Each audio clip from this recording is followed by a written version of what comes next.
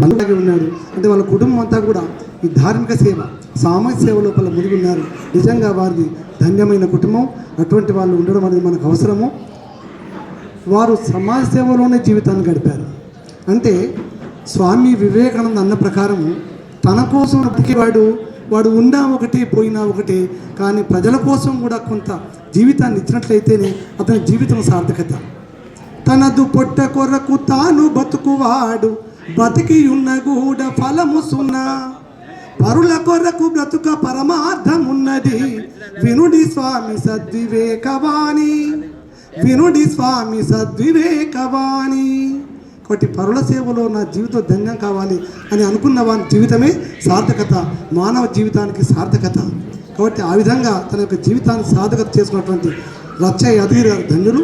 చివరిసారిగా వారి సంఘం వాళ్ళతో ఎవరితో మాట్లాడినారు, కానీ వారు చనిపోయే ముందు 10 రోజుల ముందు నేను వారిని కలిశాను. దాదాపు గంట సేపు వారి దగ్గర కూర్చున్నాను. వారు నాకు 3-4 పుస్తకాలు ఇచ్చారు. ఒకటి వేద సంహిత, చతుర్వేద సంహిత అని ఇచ్చారు. మసన చెన్నప్ప గారు రాసినట్టు సంపూర్ణ యోగం, దాని గురించి ఆ పుస్తకాన్ని నాకు వారు ఇచ్చారు. చాలాసేపు చర్చించుకున్నాము, చాలా ఆనందపడ్డారు. లక్ష్మీబాయి అమ్మగారు కూడా వారు కూడా సంతోషపడ్డారు. ఆ విధంగా చివరిసారి కలుసుకోవడం కూడా ఒక ఆనందకరమైన విషయం నాకు. చివరికి వారు మన నుంచి లేకపోయినా వారి యొక్క ఆత్మ భగవద్గీత చెప్పినట్టు ప్రకారము మనం అందరం ఎప్పటికీ ఉంటాం. మన శరీరాలు పోతాయి, కానీ మనం ఎప్పటికీ ఉంటాం.